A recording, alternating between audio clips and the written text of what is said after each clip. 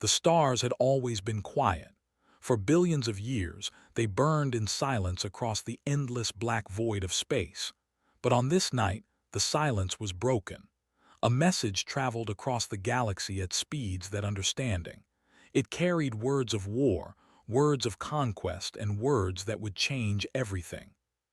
The empire had existed for 12,000 years. They were ancient when human beings still lived in caves. They were powerful when humans first learned to make fire. And now, they had turned their hungry eyes toward a small blue planet called Earth.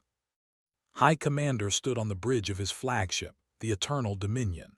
He was tall even by standards, with gray skin that looked like stone and eyes that glowed with a pale yellow light. Behind him, 900 warships stretched across the darkness of space like a metal river. Each ship was a weapon of destruction. Each ship had helped conquer dozens of worlds. "Show me this Earth," commanded. The main screen flickered to life. A blue and green sphere appeared, wrapped in white clouds and surrounded by a single moon. It looked peaceful. It looked weak. It looked like every other world that had crushed beneath their boots. "Primitive," said Subcommander, standing at his master's side. "They have only recently developed space travel. Their technology is centuries behind ours." Smiled, showing rows of sharp teeth. "Send the standard message. Give them 72 hours to surrender.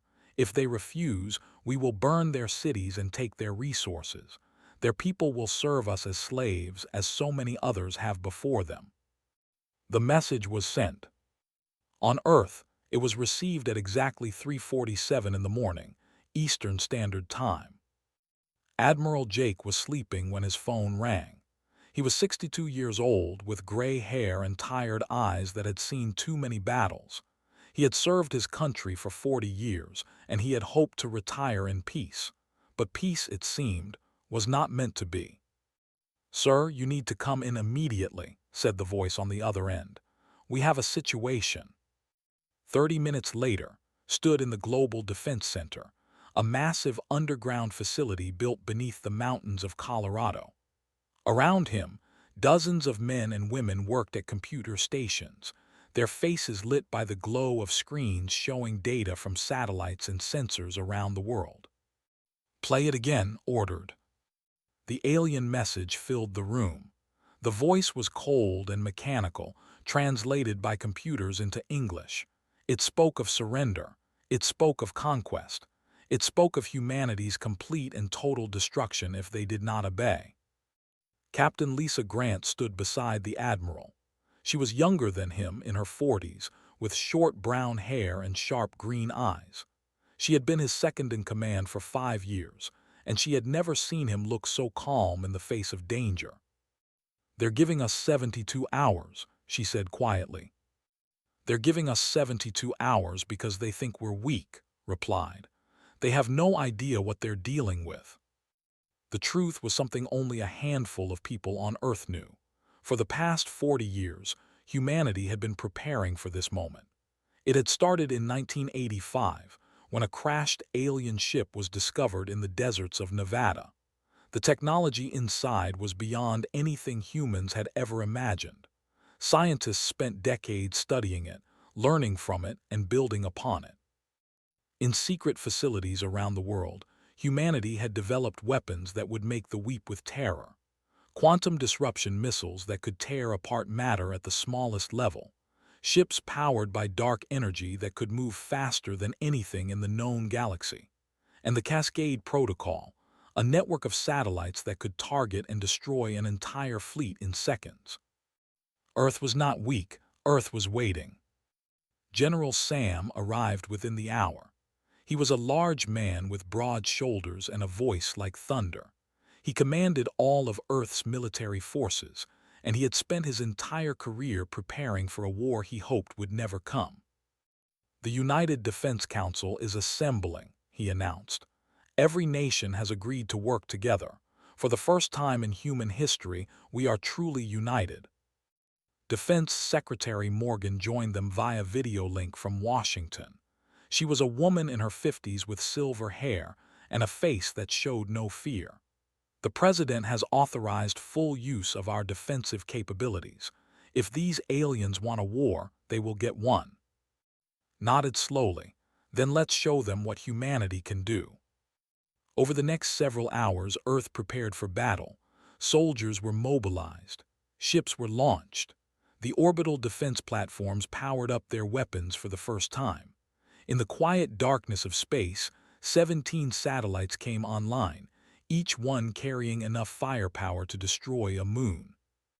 The people of Earth went about their daily lives, unaware of the danger above them. Children went to school. Parents went to work. Couples walked in parks and laughed at jokes. They did not know that an alien fleet was approaching. They did not know that their leaders were preparing to fight a war for survival. But some people knew. Lieutenant Commander Kelly sat in a bunker deep beneath the Rocky Mountains, watching screens that showed the approaching enemy fleet. He was 35 years old, with a calm face and steady hands. His job was to coordinate the global defense grid, and he was very good at his job. "All systems are online," reported Tactical Officer Price, a young woman with red hair and a quick mind. "The Cascade Protocol is armed and ready." Systems Engineer Hall checked his monitors one final time. "Orbital platforms are at full power. We can fire on your command." Kelly looked at the screens showing the massive alien fleet. 900 warships, each one designed to bring death and destruction. The thought they were coming to conquer a primitive world. They thought this would be easy. They were wrong. In orbit around the moon, hidden from all sensors, 12 Earth destroyers waited in silence. Captain Ben Torres commanded this secret fleet from the bridge of the USS Valiant. His ships were smaller than the warships, but they were faster, deadlier, and carried weapons the galaxy had never seen. "All ships report ready," Torres said into his communicator. "We await the Admiral's order." Back in the Global Defense Center, Admiral looked at the countdown timer on the main screen. They had given them 72 hours to surrender, but humanity would not wait that long. "We gave them a chance to leave peacefully," said quietly. "They refused. Now we show them why Earth was never meant to be conquered." He picked up his communicator and spoke words that would echo through history. "All stations, this is Admiral. Begin the countdown. In 12 hours we strike." The war for Earth's survival was about to begin, and the Empire had no idea that their end was coming. Far across the galaxy, on a world called, the people celebrated. Their streets were filled with music and lights. Their children danced beneath purple skis. Their elders raised glasses of sweet wine and spoke of the glories to come. For 12,000 years, the Empire had conquered world after world. They had crushed 300 species beneath their feet. They had built an empire that stretched across 1,000 star systems. And now, they were about to add another primitive world to their collection. Emperor Eth watched the celebrations from his palace of black stone. He was old, even by standards, with skin like cracked rock and eyes that burned with ancient fire. He had ruled his empire for 300 years, and he had never known defeat. "The humans will make good slaves," he said to his advisors. "They are small and weak, but they breed quickly. We will put them to work in our mines and factories."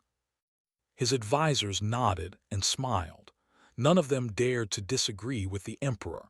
None of them imagined that anything could go wrong.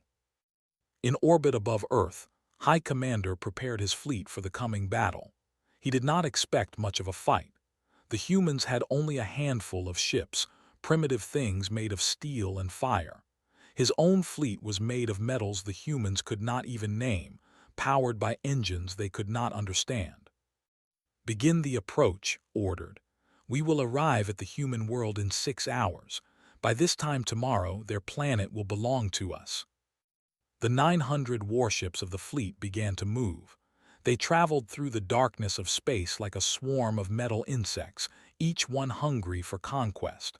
The crews aboard these ships were confident. They had done this many times before. They had never failed. But this time would be different. This time, they were flying toward their doom. On Earth, the final preparations were. In the bunker beneath the Rocky Mountains, Lieutenant Commander Kelly watched the enemy fleet approach on his screens. Each red dot represented a warship. There were so many of them that they almost filled the screen. "They're not even trying to hide," said Price, her voice tight with tension. "They think we can't touch them." "Let them think that," Kelly replied calmly. "It will make our job easier." Hall ran one final check on the Cascade system. 17 satellites orbited Earth, each one invisible to sensors. Each satellite carried weapons that could fire beams of pure quantum energy, capable of passing through any shield ever created.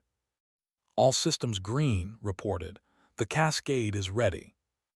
Kelly nodded and opened a channel to Admiral. "Sir, we are ready on your command." "Good work," replied. "Hold position and wait for my signal." In the hidden base behind Earth's moon, Captain Ben Torres prepared his fleet.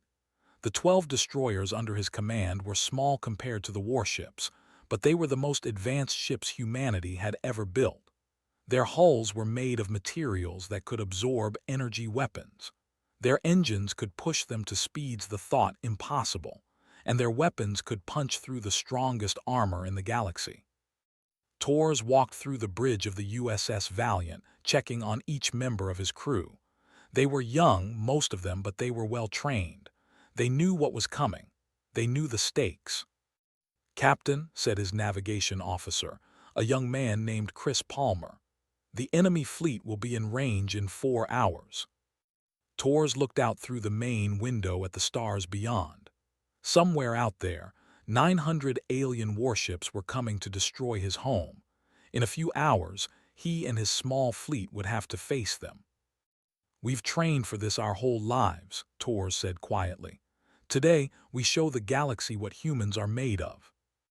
Back on Earth, Admiral held one final meeting with the Defense Council. General, Defense Secretary Morgan, and military leaders from every nation on Earth were present, either in person or through secure video links. "The enemy will arrive in 4 hours, began. "They outnumber us in ships, but they do not know what we can do. They think this will be easy. They think we will fall like every other species they have conquered. They are wrong." He pressed a button, and a tactical display appeared in the center of the room. It showed Earth, the approaching fleet, and the positions of all human defensive forces. "Phase 1 will begin the moment they enter our solar system. The Cascade satellites will fire a synchronized pulse that will disable their shield generators. Without shields, their ships will be vulnerable to our weapons." Defense Secretary Morgan leaned forward. "And if the Cascade fails?" "It won't fail," replied with confidence. "We've tested it 1,000 times. The moment their shields go down, Captain Torres will lead our fleet out from behind the moon. Our ships are faster and more maneuverable. We will hit their command ships first, cut off their leadership, and create chaos in their ranks." General nodded slowly. "And Phase 2? His face grew serious. "If Phase 1 is not enough, we activate the Genesis cannon. One shot can destroy anything in its path. Multiple shots can destroy an empire." The room fell silent. Everyone knew about the Genesis cannon. It was humanity's final weapon, built in secret over 30 years. It fired beams of dark matter that traveled through hyperspace itself, ignoring distance and time. It could strike any target anywhere in the galaxy in seconds. "Let us hope it doesn't come to that," said Morgan quietly. "Let us hope," agreed. "But if it does, we will do what we must to protect our home." The meeting ended and the leaders returned to their posts. Around the world, soldiers waited at their stations. Pilots sat in their cockpits. Families held each other close, not knowing that their lives hung in the balance. In space, the fleet continued its approach. High Commander stood on his bridge, watching the blue planet grow larger on his screen. He thought about the slaves he would take, the resources he would claim, the glory he would win. He did not know that in a few short hours he would be dead. He did not know that his fleet would be destroyed. He did not know that the small blue world in front of him was about to unleash a fury the galaxy had never seen. Admiral stood alone in the command center, looking at the tactical display. The red dots of the enemy fleet were getting closer with each passing minute. "All stations," he said into his communicator, his voice calm and steady. "This is Admiral. In 2 hours we begin. May God have mercy on our enemies because we will not." The countdown continued. The storm was coming, and humanity was ready. The clock struck 600 hours Earth Standard Time. In that single moment, the universe changed forever. High Commander stood on the bridge of his flagship, watching the blue planet fill his screen. His fleet was in position. 900 warships hung in space like a cloud of death, ready to bring destruction to another primitive world. He raised his hand to give the order to attack. He never got the chance. Across Earth's orbit, 17 satellites that they had never detected suddenly came to life. They fired at exactly the same moment, sending beams of pure quantum energy into the heart of the alien fleet. The beams were invisible to the naked eye, but their effect was immediate and devastating. Every shield generator in the fleet failed at the same instant. Across 900 ships, alarms screamed and lights flashed red. Crew members shouted in confusion and fear. Nothing like this had ever happened before. Their shields were supposed to be unbreakable. Their shields had protected them for 12,000 years. Now those shields were gone. "What is happening?" roared, grabbing a nearby officer by the throat. "Why have our shields failed?" "Unknown, Commander," the officer gasped. "The energy pulse came from the planet. It passed through our shields as if they were not there." In the bunker beneath the Rocky Mountains, Lieutenant Commander Kelly watched his screens with grim satisfaction. "Cascade pulse successful," he reported. "All enemy shields are down." Admiral's voice came through the communicator. "Good. Begin Phase 2. Behind Earth's moon, Captain Ben Torres received the order.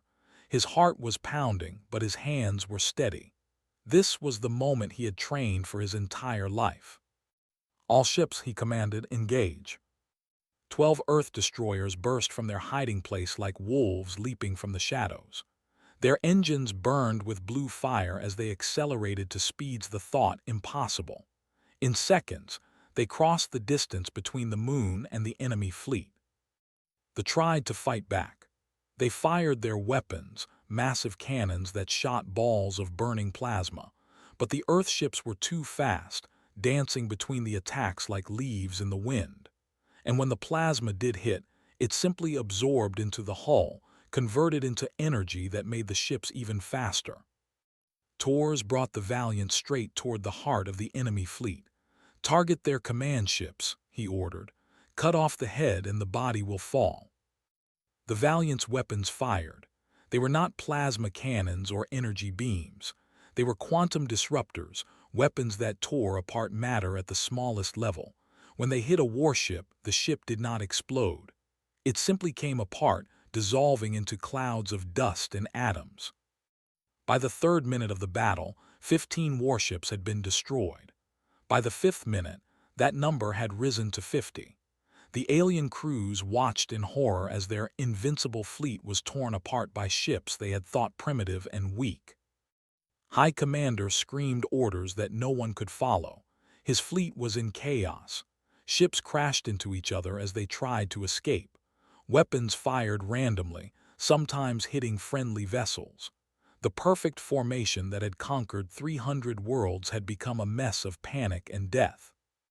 "This cannot be happening," whispered, watching another group of his ships dissolve into nothing. "This is impossible."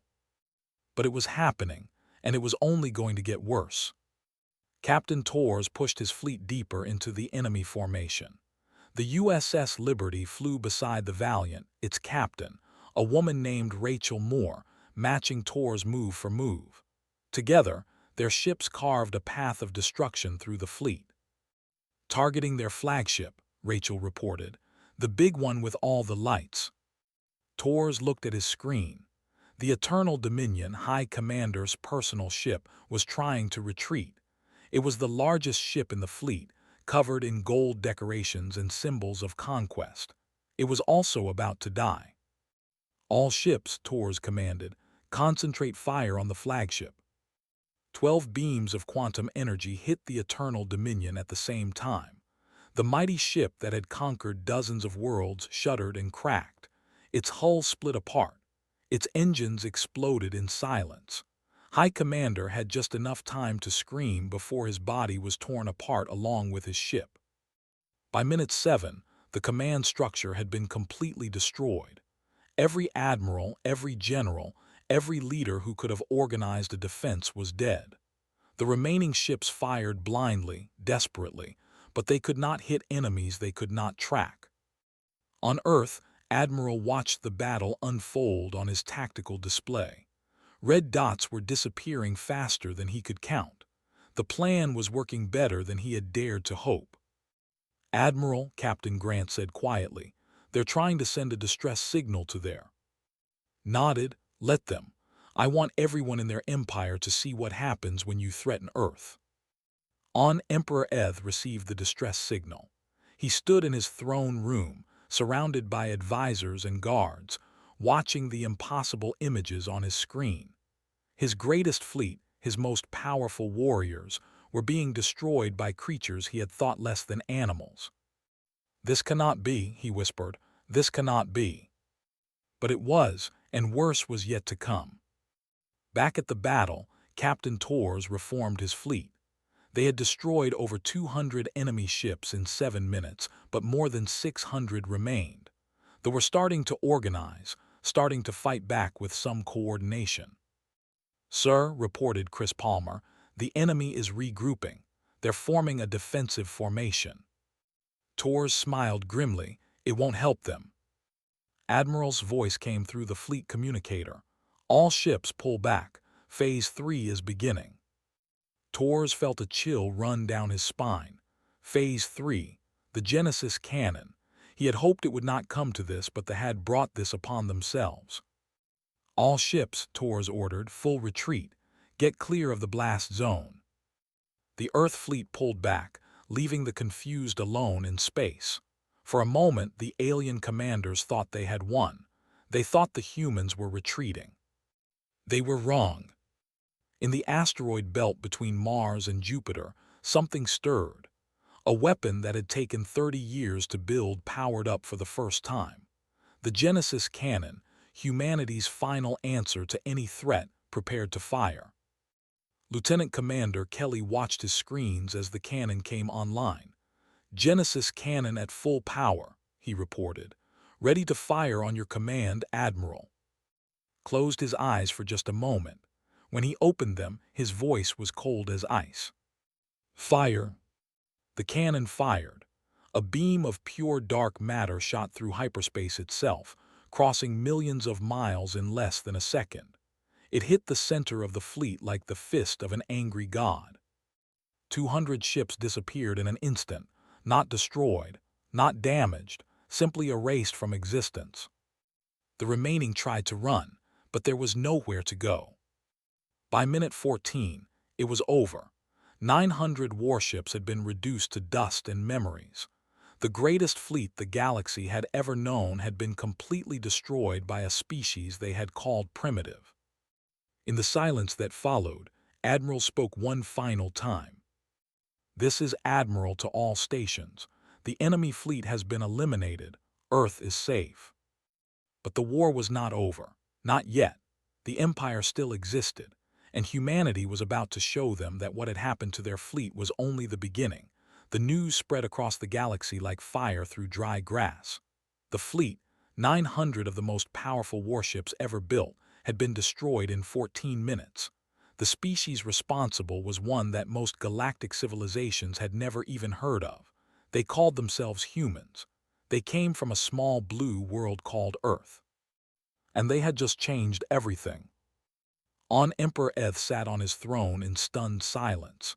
His advisors stood around him, their faces pale with shock and fear. For 300 years, he had ruled an empire that knew only victory. Now, in less than a quarter of an hour, that empire had been shaken to its core. "How many ships do we have left?" the emperor asked, his voice barely a whisper. His military advisor stepped forward, trembling. "Across all our territories, we have approximately 300 warships, Your Majesty.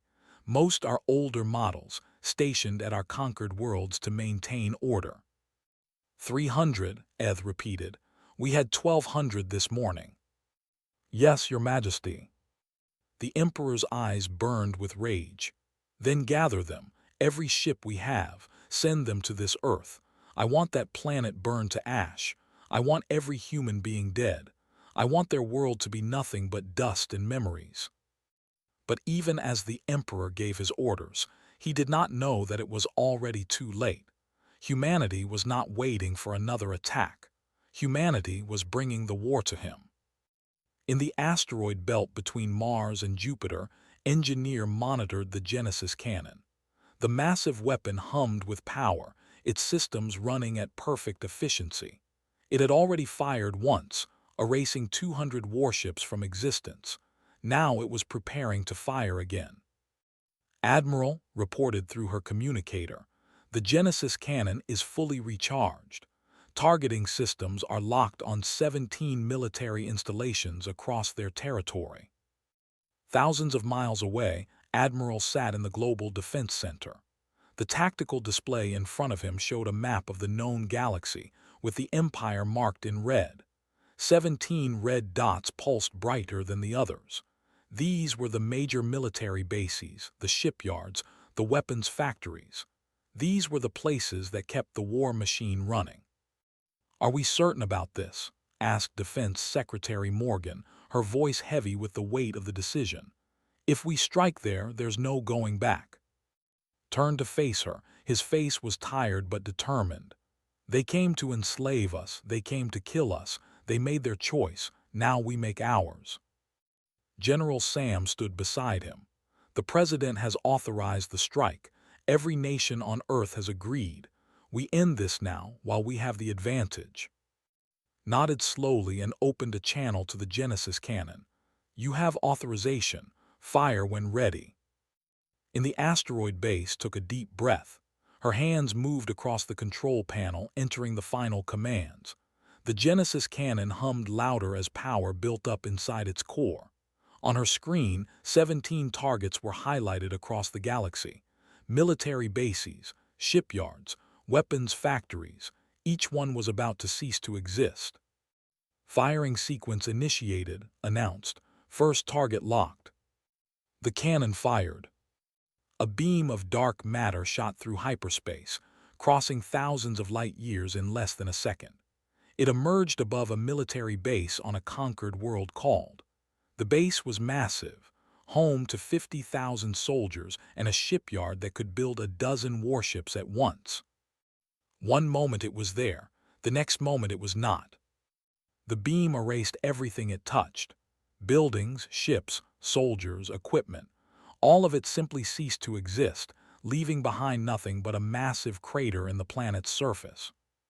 Before they even understood what had happened, the cannon fired again, and again, and again. Across the Empire, military installations disappeared one after another. Shipyards that had taken centuries to build were gone in seconds. Weapons factories that had armed 1,000 conquests were erased from history. Bases that had housed millions of soldiers became empty craters. Emperor Eth received the reports with growing horror. Each message was worse than the last. The base was gone. The shipyard was gone. The weapons factory was gone. 17 targets across 17 worlds, all destroyed in less than 5 minutes. "Impossible," the Emperor gasped. "How can they do this? How can they strike across such distances?" No one could answer him. No one had ever seen a weapon like the Genesis cannon. No one had ever imagined that such a weapon could exist. In the asteroid base, watched her screens as the final target was destroyed. "All 17 targets eliminated," she reported. "The Empire has lost approximately 90% of its military capability." Admiral received the report with a mixture of relief and sadness. He had not wanted this war. He had not wanted to destroy an empire, but they had given humanity no choice. "What do we do now, sir?" asked Captain Lisa Grant. "Now," replied, "we give them a chance to surrender." The message was broadcast across all frequencies, translated into every language known to the galaxy. It was simple and direct. "This is Admiral Jake of the United Earth Defense Force. Your fleet has been destroyed. Your military bases have been destroyed. Your ability to make war has been destroyed. Surrender now and no more of your people need to die. Continue to fight and we will finish what we have started." Emperor Eth listened to the message. His advisors urged him to fight, to gather whatever forces remained and strike back at the humans, but even they knew it was hopeless. The empire that had conquered 300 worlds had been brought to its knees in 14 minutes. The emperor closed his eyes. For 300 years he had known only power. For 300 years he had believed his empire was invincible. Now that belief lay in ruins. "Send the response," he said finally, his voice hollow and broken. "Tell them we surrender." Across the galaxy, on 100 conquered worlds, the news spread quickly. The Empire, the greatest power in the Orion sector, had fallen. The species they had called primitive, the species they had planned to enslave, had defeated them completely. And it had only taken 14 minutes. In the Global Defense Center, Admiral received the surrender message. He read it carefully, then set it aside. "It's over," he said quietly. General placed a hand on his shoulder. "You saved our planet, Jake. You saved all of us." Shook his head. "We all saved it. Every person who worked on those weapons, every soldier who stood ready to fight, every citizen who believed we could win. This was humanity's victory, not mine." He looked at the tactical display one final time. The red markers that had represented the threat were gone. In their place was the blue dot of Earth, shining brightly against the black void of space. They had won, but knew that the real work was just beginning. The Empire was defeated, but it was not destroyed. There were worlds to liberate, peoples to free, and a new order to build. The war was over. The future was about to begin. 3 days had passed since the 14 minutes that changed the galaxy. 3 days since the Empire had fallen. 3 days since humanity had announced itself to the universe in a way that no one would ever forget. The recordings of the battle had spread to every corner of known space. Species that had lived in fear of for thousands of years watched in amazement as the mighty fleet was torn apart. They watched shields fail, ships dissolve, and an empire crumble. They watched a species they had never heard of do the impossible. And they were afraid. On the planet which had been conquered by the 800 years ago, the native people emerged from their underground hiding places for the first time in generations. Their blue skin and large eyes had not seen sunlight in so long that it hurt them to look at the sky. But they looked anyway, tears streaming down their faces, as the soldiers who had oppressed them for centuries put down their weapons and surrendered. Similar scenes played out across 100 other worlds. The occupation forces, cut off from their empire and terrified of what the humans might do next, gave up without a fight. For the first time in 12,000 years, the conquered peoples of the Orion sector were free. Ambassador Amy Collins stood before the Galactic Assembly 3 days after the battle. The Assembly had not met in 200 years.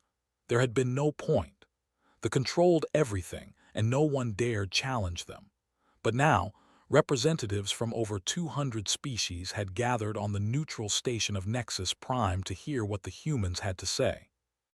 Amy was 53 years old, with gray hair and kind eyes that hid a sharp mind. She had been a diplomat for 30 years, working to solve conflicts and build bridges between nations. Now, she was about to speak for all of humanity.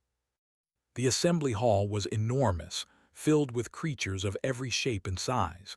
Some had wings, some had tentacles, some were made of crystal, and some seemed to be made of light itself. All of them watched the small human woman as she walked to the speaking platform. "Representatives of the Galactic Assembly," Amy began, her voice calm and steady, "I come to you today not as a conqueror but as a neighbor. Earth did not seek war with the Empire. We asked only to be left in peace. When peace was to us, when we were threatened with slavery and destruction, we defended ourselves." She paused, looking around the assembly. She could see fear in many of the faces watching her. Fear was natural. These species had just seen what humans were capable of. "We have no wish to rule over others," Amy continued. "We have no desire to build an empire. We are not and we never will be. What we did to them was not conquest. It was self-defense, and it was also liberation." She pressed a button, and images appeared on screens throughout the hall. Images of freed slaves on a dozen worlds. Images of children seeing the sun for the first time. Images of families reunited after centuries of separation. For 12,000 years, the Empire terrorized this galaxy. They conquered world after world, species after species. They took whatever they wanted and destroyed whatever they could not take. That era is over.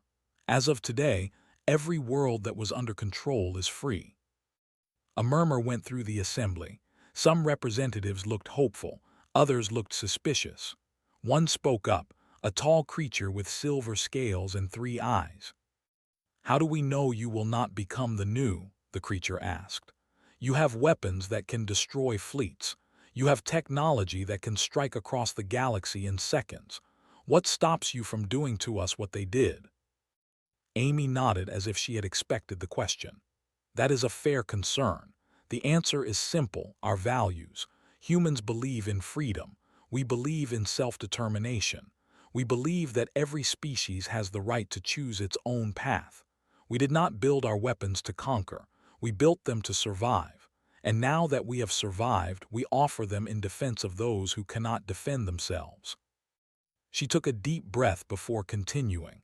"Earth proposes the creation of a galactic federation, a council where every species has a voice, a force that protects the weak from the strong, a community built on cooperation, not conquest. We do not ask to lead this federation. We only ask to be a part of it." The assembly fell silent. For a long moment, no one spoke. Then, slowly, the representative rose to their feet. Their blue skin was marked with the scars of centuries of oppression, but their eyes burned with hope. "My people have been slaves for 800 years, they said, their voice shaking with emotion. "We had given up hope. We thought we would be slaves forever. Then the humans came, and in 14 minutes they gave us our freedom back. I do not know what kind of neighbors the humans will be, but I know what kind of enemies they are. And I believe that any species willing to fight so hard for their own freedom will fight just as hard for ours." The representative raised their hand. "Votes yes to the Galactic Federation." One by one, other representatives rose and voted yes. The crystal beings the winged people of species that had lived in fear for now stood together, united by hope. By the end of the day, the Galactic Federation was formed, with 173 species voting in favor. Back on Earth, Admiral Jake watched the vote from his home in Montana. He had retired the day after the battle, leaving the military in younger hands. He sat on his porch, a cup of coffee in his hand, as the sunset painted the mountains gold and red. Captain Lisa Grant had taken command of the USS Horizon and was already on her way to the outer reaches of the galaxy, leading the first diplomatic mission to the newly freed worlds. Captain Ben Torres had been promoted to admiral and now commanded Earth's entire defense fleet. The young officers who had fought in the battle were already becoming legends. Smiled as he watched the sun sink below the horizon. He thought about so confident in their power, so certain of their victory. He thought about how close humanity had come to slavery and death. And he thought about the future, a future where humanity would stand among the stars as equals, not as subjects. His communicator buzzed. It was a message from Ambassador Collins. "We did it, Jake," the message read. The Federation is official, the galaxy is changing, and it's because of what you and your people accomplished in those 14 minutes. Thank you. Read the message twice, then set the communicator aside. He picked up his coffee and looked out at the darkening sky, where the first stars were beginning to appear. Earth had been threatened with destruction and had responded by destroying an empire. The galaxy had watched in terror and then in wonder. And now, the small blue planet that so many had underestimated was leading the way to a new era of peace and cooperation. Humanity had proven something important in those 14 minutes. They had proven that they would not kneel. They had proven that they would fight for their survival with everything they had. And most importantly, they had proven that when the war was over, they would offer their hand in friendship to those who had been afraid. The stars shone brightly overhead, and somewhere among them, a new order was being born. The end.